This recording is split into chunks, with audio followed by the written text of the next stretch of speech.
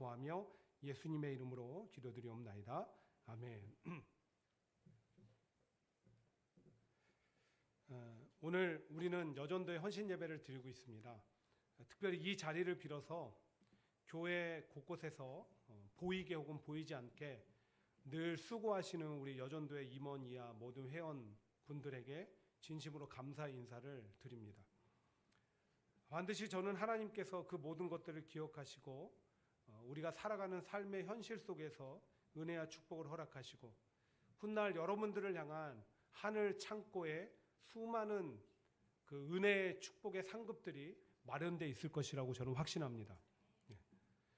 그리고 또 하나 감사할 것은 헌신 예배를 최선을 다해 준비해 주신 것입니다. 그래서 함께 드리는 다른 성도들도 은혜가 있는 시간이 되어지고 있어요.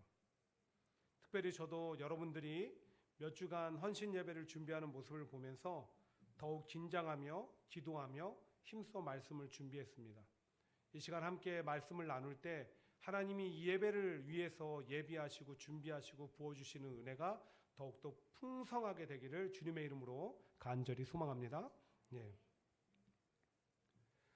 저는 매 학기 신학교에서 다양한 강의를 하고 있습니다. 근 한 2년 정도 된 것 같은데요. 지난 학기에도 한국의 동두천에 있는 경기신학교에서 온라인으로 기독교 교육 과목에 대해서 학생들에게 강의를 했고, 또 뉴욕에 있는 신학교에서는 설교학을 가르쳤습니다. 매 수업 시간이 의미가 있지만 저는 특별히 마지막에 성적 평가를 할 때 남다른 의미가 있습니다. 학생들이 제출한 파이널 페이퍼하고 그리고 시험 답안지를 보면서 학생들만 평가하는 것이 아니라 제 강의가 얼마나 학생들에게 잘 전달됐고 유익했는지를 스스로 평가해 보거든요. 왜냐하면 이 페이퍼와 답안지를 보면 반드시 적어야 되는 그 해당하는 답의 내용뿐만 아니라 반드시 학생들이 깊이 깨닫고 마음에 간직한 것들을 함께 적게 되어 있더라고요. 정말 감동이 있으면, 깨달음이 있으면. 그렇게 마지막 성적을 낼 때는 학생들에게만 내는 게 아니라 교수였던 제 자신에게도 냅니다. 그리고 혹 부족하다 생각되어지고 잘 전달이 되지 못했다라는 부분들이 있으면 다음 학기를 위해서 또 다시 저는 준비를 합니다. 자, 그러고 보면 학생들이 성적으로 평가를 받듯이 우리 삶의 모든 일들이 꼭 평가가 뒤따르는 것 같아요. 그렇죠? 평가가 뒤따라요. 잘했다, 못했다, 괜찮았네, 아쉽다, 훌륭하다, 미흡하다, 뿌듯하다, 부끄럽다, 자랑스럽다, 창피하다 등등 평가가 다 뒤따라요. 근데 여러분, 한 가지 아셔야 되는 사실은 우리가 살아가고 있는 한 평가라는 것은 과정이지 결과로 여겨서는 안 됩니다. 앞으로 비슷한 일, 똑같은 일들을 수없이 우리는 반복해서 할 것이기 때문에 좋지 못한 평가를 받게 되었을 때는 그것을 동기부여로 삼아서 나를 더 발전시키면 되는 거고요. 좋은 평가는 당시에만 좋아야지 그게 평생 갈 것처럼 생각하며 교만해서는 안 된다는 거예요. 대신 우리는 항상 모든 일에 좋은 평가, 또 긍정적인 평가를 남기겠다는 목표의식을 가지고 임하는 게 중요한 것입니다. 그래야 훗날 우리가 이 세상을 떠날 때 후회가 없고 정말 좋은 평가를 최종적으로 남기는 인생이 될 수 있는 비결이기 때문에. 그런 점에서 여러분들한테 이런 질문 한번 드려보고 싶어요. 만약 여러분들의 생이 오늘 마감을 한다고 한다면 여러분들은 어떤 인생의 평가를 남길 것 같습니까? 더군다나 우리의 최종적인 평가는 하나님 앞에 가서 받게 돼 있잖아요. 성경적으로. 하나님 앞에 오늘 내가 죽어서 간다고 하면 하나님 나에게 뭐라고 하실게요? 뭐라고 하실까요? 오늘 본문을 보시면 하루는 예수님께서 베다니 시몬의 집에 계실 때 한 여인이 찾아와서 매우 값진 향유 옥합을 깨뜨려 예수님 머리에 부었습니다. 당시 유대인들의 관습은 손님이 집에 오시면 하루 종일, 그때 당시에는 이제 사막과 같은 기후에 우리처럼 무슨 운동화가 있습니까? 뭐가 있습니까? 샌들 같은 거 신고 다니니까 먼지로 더러워진 발을 씻으라고 발 씻을 물을 손님에게 내주는 게 예의입니다. 그리고 나서 손님에 대한 존경과 감사의 의미를 담아서 값비싼 올리브유나 아니면은 향기나 향유라는 게 뭐냐면 오늘날로 말하면 향수 같은 걸 생각하시면 돼요. 그런 걸 머리에 살짝 부어주는 거예요. 왜냐면 머리도 땀으로 얼마나 많이 냄새가 났겠어요. 그리고 더 내가 감사와 존중을 표하고 싶은 그런 분이 있다고 한다면 더 값비싼 올리브유와 향유를 머리에 부었다는 거죠. 자, 그런 점에서 보면 오늘 예수님께 이 여인이 한 행동은 전혀 이상해 보이지 않습니다. 근데 문제가 있어요. 예수님 머리에 부었던 향유가 너무 고가였던 거죠. 300데나리온이라는 얘기가 나오는 거 보니까 이 데나리온이라는 것은 그때 당시 하루 노동자의 일당이었거든요. 그러면 300데나리온이라고 하면 대략 1년치 연봉에 해당합니다. 그런 고가의 향유를 머리에 부은 거예요. 그렇다 보니까 현장에 있던 사람들의 입에서 이렇고 저렇고 말들이 나오는데 이게 다 좋은 평가가 아니라 부정적인 평가입니다. 근데 놀랍게도 예수님의 평가는 정반대였다라는 거예요. 우리 9절 한번 같이 읽어볼까요? 자, 9절 시작. 내가 진실로 너에게 이르노니 온 천하에 어디서든지 복음이 전파되는 곳에는 이 여자가 행한 일도 말하여 그를 기억하리라 하시니라. 여러분, 이보다 더 극한 칭찬이 있을까요? 극찬이잖아요. 극찬. 개인적인 영광뿐만 아니라 이건 뭐예요? 가문의 영광 아닙니까? 복음이 전파되는 곳에 이 여인이 행한 일도 전파하라. 세계 곳곳 각지에마다 너희들 이걸 현장에서 경험한 거 입에서 전해서 이 여인을 칭찬해라라고 하시는 거예요. 저는 이 모습을 보는데 한 가지 바람이 생겼습니다. 오늘 헌신 예배를 드리는 우리 여전도의 회원 여러분, 본문 속 여인처럼 예수님께 칭찬받는 삶이었으면 좋겠습니다. 예. 그리고 함께 예배하는 우리 성도님들, 그렇게 동일하게 예수님께 칭찬받는 삶이었으면 좋겠습니다. 예. 그렇게 살아간 삶이 두고두고 내 자녀들에게, 나를 기억하는 모든 식구들과 내 주변 친지들에게 영원하게 기억되고 자랑스러운 삶이 되었으면 좋겠어요. 그럼 어떻게 살아가야 될까요? 어떻게 살아야 예수님께 칭찬받을 수 있을까? 본문 중심으로 함께 찾아보도록 하겠습니다. 제일 먼저는 우리는 감사하는 삶을 살아야 됩니다. 감사하는 삶. 오늘 본문을 보면 자연스럽게 우리 가운데 생겨나는 의문이 있어요. 질문이 있습니다. 도대체 이 여인은 누구이기에? 그리고 어떤 연유로 이렇게 값비싼 향유를 예수님께 부어드렸을까? 왜냐하면 본문에는 이 여인이 누구인지 말해주고 있지 않기 때문에 그저 베다니, 예전에 문둥병자였던 시몬의 집이었다. 근데 같은 사건을 기록하고 있는 요한복음 12장에 가면 오늘 이 의문은 풀려지게 됩니다. 들어보세요. 6월절 엿새 전에 예수께서 베다니에 이르시니 이곳은 예수께서 죽은 자 가운데 살리신 나사로가 있는 곳이라. 거기서 예수를 위하여 잔치할새 마르다는 일을 하고 마리아는 지극히 비싼 향유 곧 순전한 나드 한 근을 가져다가. 제가 필요한 부분들만 따서 읽어드렸어요. 어쨌든 이를 통해서 볼 때 오늘 예수님께 값비싼 향유를 부었던 그 여인은 바로 나사로의 여동생 마리아였습니다. 그리고 나사로는 누굽니까? 죽은 지 사흘이나 지났지만 예수님께서 나사로야 나오라 하시니까 그 몸을 값쌌던 그대로 살아서 나왔던 기적의 주인공 아닙니까? 그렇습니다. 마리아가 오늘 값비싼 향유를 예수님께 부은 것은 오빠 나사로를 죽음 가운데 살려주신 은혜에 대한 감사의 고백이었던 것입니다. 그리고 그렇게 감사하는 마리아를 예수님은 진심으로 칭찬하셨어요. 이유는 예수님은 감사를 듣기 원하시고 감사하는 자를 기뻐하시기 때문에. 이에 대한 증거는 다른 성경 얘기를 통해서도 알게 되는데 바로 누가복음 17장에 나오는 10명의 문둥병자 얘기예요. 예수님이 어느 날 제자들과 함께 길을 가시다가 10명의 문둥병자들을 만납니다. 그 문둥병자들이 예수님께 우리를 불쌍히 여겨달라고 외치죠. 예수님은 어떻게 하셨죠? 정말 불쌍히 여겨주셨어요. 불쌍히 여겼다는 것이 아이고 가벼운 것들, 그게 아니라 그들의 몸을 깨끗하게 치료해 주셨다라는 거예요. 근데 문제는 그 다음이에요. 10명의 문둥병자가 치료를 받았는데 한 사람만 돌아와서 예수님께 감사를 고백했습니다. 예수님 그 모습을 보면서 이렇게 물으세요. 10사람이 다 깨끗함을 받지 아니하였느냐? 그 9은 어디에 있느냐?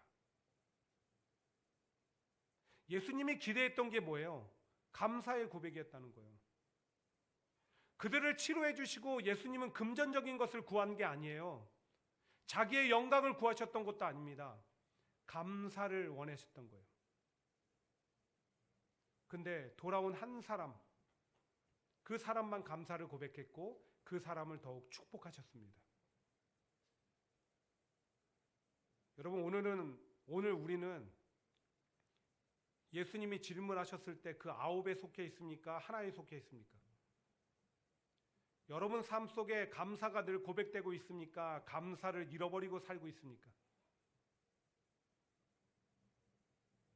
사랑하는 여러분, 꼭 기억하십시오. 예수님은 우리에게서 감사의 고백을 듣기 원하시고 기뻐하신다는 것입니다. 그래서 우리가 힘써야 될 게 뭐예요? 감사의 생활화를 힘쓰는 거예요. 감사가 생활이 되는 거예요. 하지만 안타깝게도 성도들에게 감사를 생활화라고 하면 이내 감사할 게 없다고 항변을 해요. 목사님, 내 삶이 얼마나 힘들고 어려운데 우리 가정을 보세요. 이게 뭐 끊이지 않고 어려움이 닥치는데 무슨 감사를 합니까? 이렇게 얘기를 합니다. 근데 여러분, 생각해보지 않아서 감사할 게 없지 생각하면 감사할 게 너무나 많습니다. 남과 비교하며 불평을 하지만 이미 주어진 것이 얼마나 많은지 모른다는 거예요. 우리가 해야 할 일은 받지 못한 것들에 대한 원망과 불평이 아니라 이미 주셔서 누리게 한 것들에 대한 감사의 고백이에요. 이게 우리가 할 의미예요. 이와 관련해서 지금으로부터 아주 몇십 년 전에 있었던 일이에요. 어떤 분이 사업자 아프리카에 가서 살게 된 거예요. 지금이야 보니까 아프리카가 어디예요? 뭐 어디 세계 각지 뭐 조그만 섬나라를 가도 거기에 가면 불닭볶음면 다 있고, 한국 음식 못 구하는 게 없어요. 그만큼 우리 한류가 그만큼 뛰어난 것이기도 하겠지만 그만큼 또 유통이 잘 되는 것도 하죠. 근데 이건 몇십 년 전의 일이에요. 한국 음식을 못 먹고 산 거예요. 그러다가 정말 몇 년 만에 한국에 다시 돌아오게 됐어요.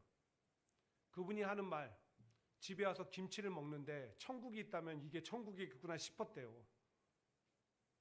몇 년 만에 김치가 내 입으로 들어가는데, 그렇게 우리가 이미 누리며 사는 게 너무 많다라는 거예요. 빼앗겨 보면 알아요. 그게 왜 감사할 건지.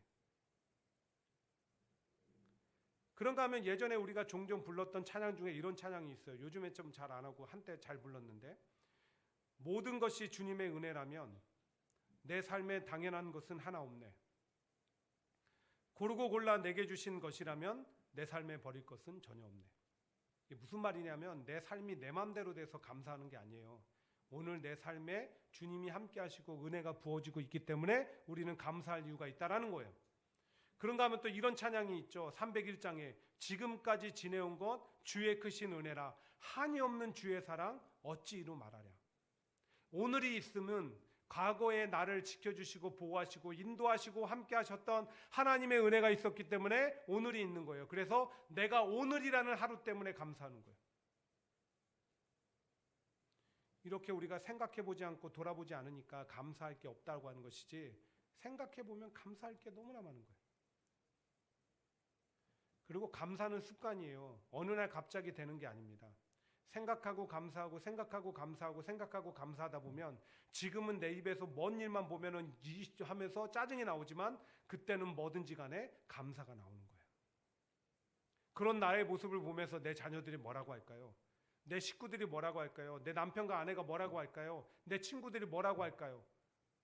야, 넌 참 됐구나. 난 널 보니까 내가 감사할 생각이 들어. 칭찬하지 않겠어요? 근데 사람만 칭찬할까요? 예수님은 감사의 고백을 듣기 원하시니까 예수님이 우리를 보면서 얼마나 칭찬하시겠냐고요.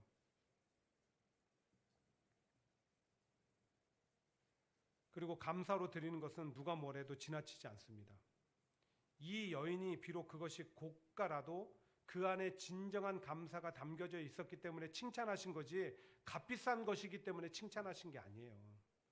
근데 또 다른 면에서는 값비싼 것이라도 내가 기꺼이 드릴 수 있는 것은 그 안에 감사의 마음이 있기 때문에 아깝지 않는 거예요. 그리고 주님 앞에 그렇게 감사로 고백해갖고 드린 것은 하나도 잊혀지지 않습니다. 다 기억하시고 우리 하나님은, 우리 주님은 감사의 감사를 넘치게 하시는 거예요. 이게 바로 주님의 법칙인 거예요.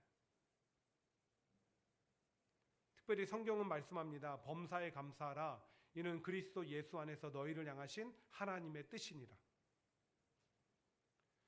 그러므로 사랑하는 성도 여러분, 날마다 감사를 생활하며 하나님의 뜻을 행하고 그 이름을 영화롭게 함으로 예수님 앞에 칭찬받고 복받는 우리의 삶이 되기를 주님의 이름으로 간절히 축복합니다. 예. 두 번째, 예수님께 칭찬받는 삶이 되기 위해서는요, 타인의 삶에 도전을 줄 수 있어야 됩니다. 다른 사람의 삶에 도전 줄 수 있어야 돼요.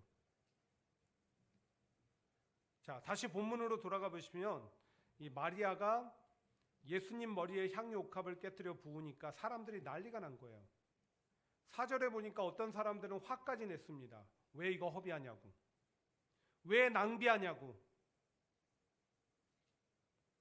이미 설명을 드린 것처럼 손님이 오시면 감사와 존경을 표현하고자 향유를 머리에 붓는 게 유대인들의 관습이었으나 그것 자체는 문제가 없지만 이게 평소에 볼 수 없는 고가였기 때문에 그들의 즉각적인 반응이 나타난 거예요. 그것도 부정적으로. 근데 제가 말씀을 준비하다가 이게 본문의 사건이 마태복음, 마가복음, 그리고 요한복음에 나오거든요. 누가복음에 나오는 사건은 다른 거예요. 다른 사건이에요. 근데 이게 세 가지, 마태복음, 마가복음, 요한복음에 기록된 게 같은 사건인데 마태복음의 기록을 보면서 저는 깜짝 놀랐어요. 이렇게 돼 있어요. 제자들이 보고 분개하여 이르되 무슨 의도로 이것을 허비하였느냐. 오늘 이 마리아가 향유옥합을 부어드리는 모습을 보면서 낭비하고 허비한다고 불같이 화를 내며 난리를 폈던 사람들은 다른 사람이 아니라 제자들이었어요. 그럼 이러면 안 되는 거 아니에요? 제자들은 예수님 앞에 그렇게 하라고 오히려 칭찬하고 박수 쳐주고 격려해주고 남이 비난한다 할지라도 그것을 보호해줘야 되는 역할을 하는 거 아니에요? 근데 왜 제자들이 이렇게 화를 내며 반발한 것일까요? 도전받아서 그래요. 도전받아서. 자기들은 예수님을 따르며 섬기며 한 번도 이렇게 예수님 앞에 극진하게 한 적이 없는데 이 여인의 모습을 보며 도전받은 거예요. 도전받았으면 도전받았을지 왜 화를 내? 라고 생각할 수 있겠지만 우리 사람들이 갖고 있는 가장 흔한 감정이 분노 아닙니까? 근데 심리학적으로 보면 분노하는데 원인이 여러 가지가 있어요. 근데 그 분노하게 되는 원인 중에 하나가 뭐냐면 바로 부끄러움과 수치심이더라고요. 사람이 부끄러움이나 수치심을 느끼면 가만히 있기도 해요. 근데 또 많은 경우는 방어 기제가 발동하면서 분노하게 되는 거예요. 그래서 분노하면서 현실을 막 부정하거나 아니면 타인이 잘못됐다라고 얘기합니다. 막 지적해요. 나의 수치심과 부끄러움을 감추려고. 오늘 제자들의 모습도 그렇게 이해할 수 있다는 거예요. 마리아의 행동에 도전을 받고 부끄러움을 느꼈지만 그래서 조용히 앞으로 나도 주님을 극진히 섬겨야 되겠다라고 생각한 게 아니라 너 잘못됐어. 마리아 너 그러면 안 돼. 왜 이거 낭비해? 불같이 화를 낸 거예요. 근데 제가 이렇게 설명을 드리는 이유는 제자들이 그럴 수밖에 없다고 이해를 시키는 게 아니라 내가 그런 대우 좀 받더라도 우리도 마리아처럼 타인의 삶에 신앙적으로 도전을 주는 삶을 살아야 되지 않을까? 그 얘기를 드리고 싶은 거예요. 여러분 삶 그런 삶이세요? 여러분의 신앙생활의 모습을 보고 내 주변에 있는 사람들이 도전받고 있습니까? 그러고 보면 교회나 우리 주변에서 신앙인들이 참 많이 있잖아요. 교회 다니는 사람들이 많아요. 근데 크게 두 종류로 나뉘더라고요. 어떤 사람은 그 사람만 딱 보면 신앙생활은 저렇게 해야지. 그래 저게 신앙생활이야. 나도 저렇게 믿어야 되는데, 나도 저렇게 찬양해야 되는데, 나도 저렇게 말씀 드려야 되는데. 근데 어떤 사람은 너무 평범해서 도대체가 주목이 가지도 않을 뿐더러 그건 괜찮아요.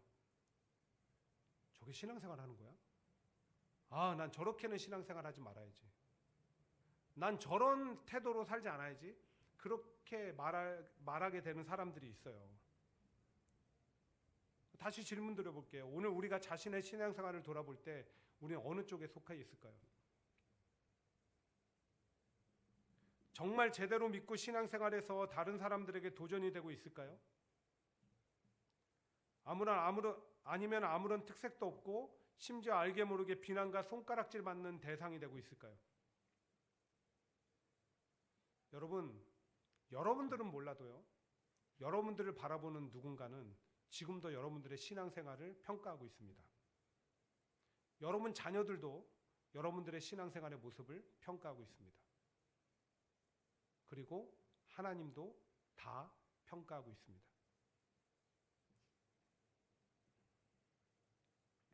누마니아가 공산 정권으로 아주 극심할 때 그 공산 정권의 누마니아에 맞서서 지하 교회를 이끌었던 리차드 범블렌트 목사님, 그 목사님이 들려준 실화예요. 목사님이 그 예수님을 믿고 교회를 하는 예배를 한다는 이유로 성도들 30명과 함께 지하 감옥에 갇히게 된 거예요.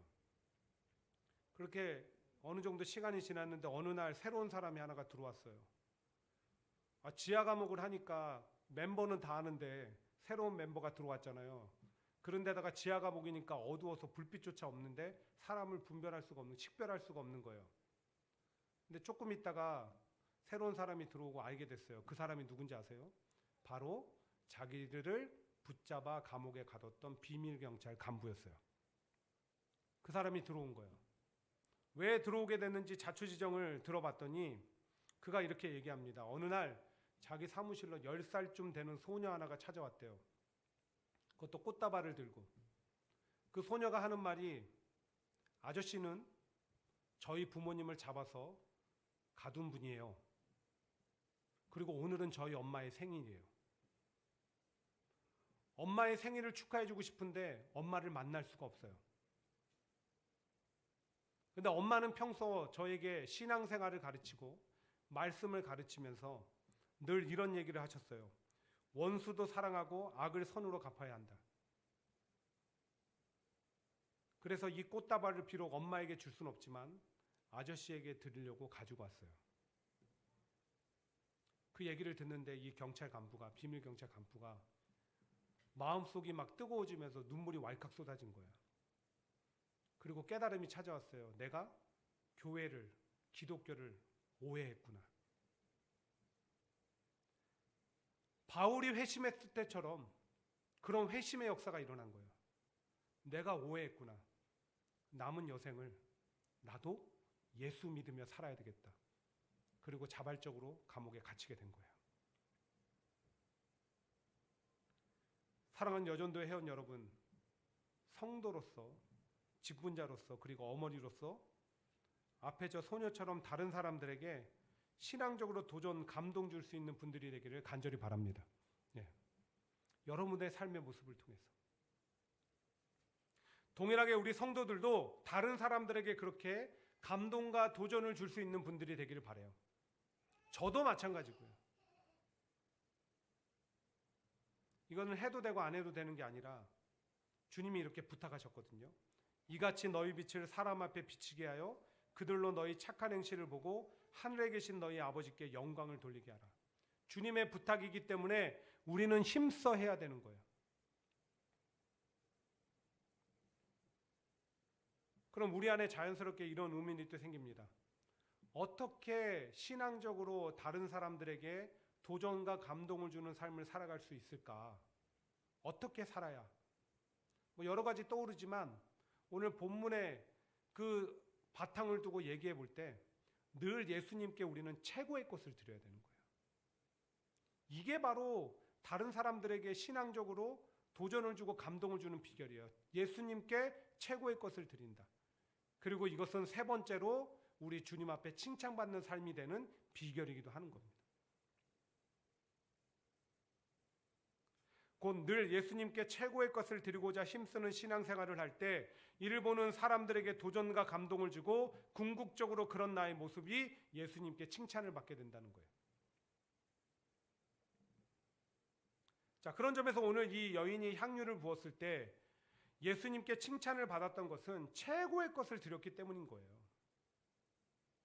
향유의 가치가 한 사람의 1년치 연봉에 해당하는 고가에서 최고의 것이 아닙니다. 이 여인은 자기가 할 수 있는 최선을 다했기 때문에 그래서 이게 칭찬을 받은 거예요. 성경도 그렇게 증언하고 있잖아요. 예수님이 뭐라고 8절에 얘기합니까? 그는 힘을 다하여. 최고의 것을 드린다는 것은요, 최선의 것을 드린다는 말과 같은 말인 거예요. 그런데 오늘 우리의 신앙생활의 모습을 점검해 볼 때 여러분들은 예수님께 최고의 것을 드리고 있습니까? 최선을 다하고 있습니까? 내 입으로 들어가는 것은 몇백 불짜리도 아깝지 않은데 예수님께 드리는 헌금은 주의 사역과 몸된 전을 위해 드리는 것들은 단 몇 불 더 아까워하지 않습니까? 내가 하고 싶은 이유는 만사를 제쳐두는데 주님을 위해서 예배 드리는 것과 헌신의 시간을 할 수 있으면 하고 할 수 없으면 마는 늘 차선이 되고 있지 않습니까? 우리 집은 최고로 꾸미면서 교회는 싸구려 쓰다가 버리기 아까운 것이면 충분하다고 여기는 것 아닙니까? 교회에 나와 예배할 때 주님 앞에 난 최고로 꾸미나요? 아니면은 레스토랑을 가거나 친구 만나는 것보다 못합니까? 그 외에도 너무나 많은 예들이 있으나 중요한 것은 오늘 내 신앙생활의 현주소를 좀 돌아보자는 거예요. 내가 예수님께 최고 최선을 다하지 못하면서 어떻게 예수님이 나에게 최고의 것을 주지 않고 최선을 다해 주지 않는다고 원망할 수 있겠습니까?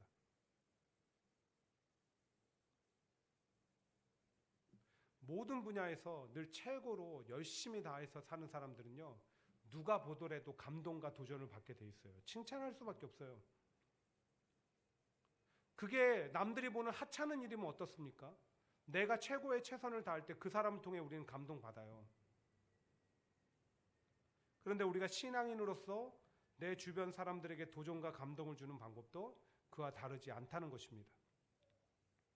최고 최선을 드리는 거예요. 그럼 사람들만 감동받는 게 아니라 예수님 감동받으시는 거예요.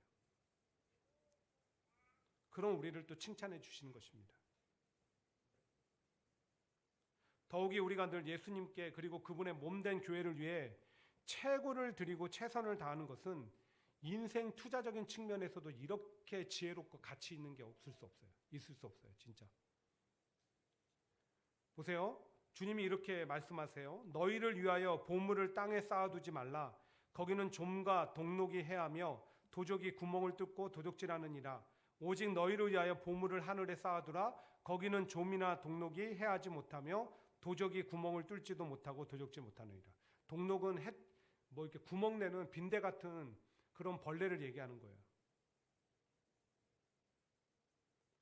이 땅을 위한 것은 영원하지 않고 언젠가 사라질 것들입니다. 그러나 우리가 예수님께 최고의 것을 드리고 최선을 다함으로 하늘나라를 향한 투자의 삶을 살면 그것은 영원하다는 거예요. 그리고 우리가 정작 영원히 살 것이 어디입니까? 여러분 그런 믿음 있잖아요. 영생에 대한 믿음. 영원히 살 것은 우리 주님과 하늘나라예요. 그럼 하늘나라를 위해서 투자하는 게 더 가치 있는 인생 아니에요? 열심히 투자해서 만들어 놓고 갈 것들 말고요.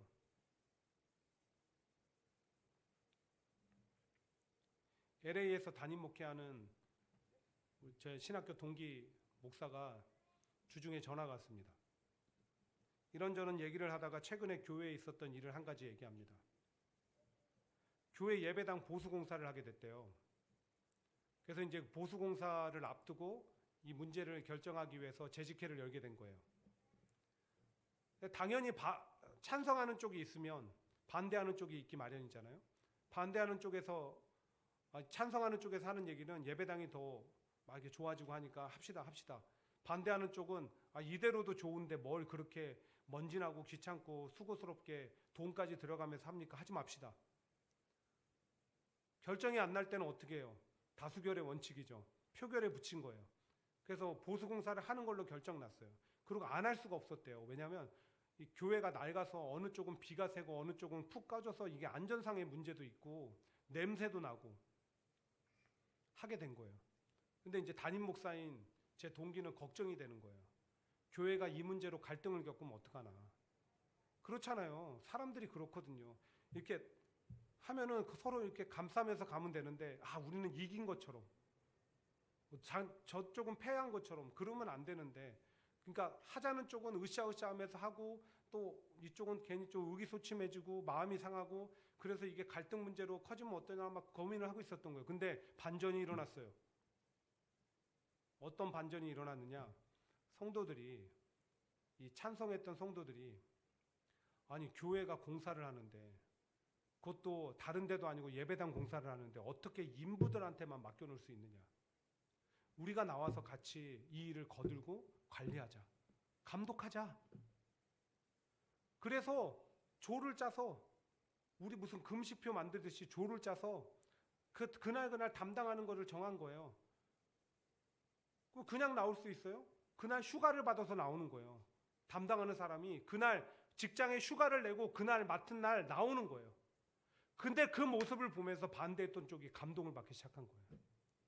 저렇게까지 하는데, 교회를 위해서 저렇게까지 하는데 우리도 동참하겠습니다. 그래서 갈등으로 갈지 알고 염려했던 그 사항이 오히려 교회가 더 크게 단합하고 일어나는 계기가 됐다라는 얘기를 하는 거예요, 저한테. 사랑하는 성도 여러분, 이처럼 우리가 신앙인으로서 타인의 삶에 도전과 감동을 주는 것은 주를 위해서, 주의 몸된 전을 위해서 최고의 것을 드리고 최선의 노력을 할 때인 거예요.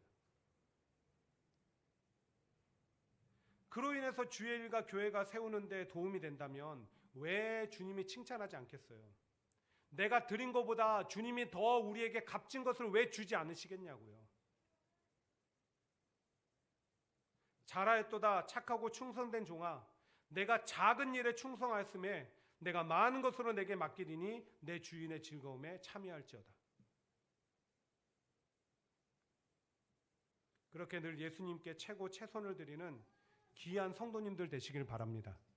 그뿐만 아니라 아울러 감사하는 삶을 생활하시고요, 신앙적 도전과 감동을 주는 삶의 목표를 두고 살아가므로 오늘 마리아가 예수님 앞에 칭찬받고 그것이 영원히 성경책에 기록되어 우리에게까지 전달된 것처럼 우리도 주님 앞에 칭찬받고 영원히 기억되는 그런 성도의 삶이 되길 주님의 이름으로 간절히 축원드립니다. 오늘 말씀 생각하며 함께 이렇게 결단하며 찬양하도록 하겠습니다. 어떻게 하면 내가 주님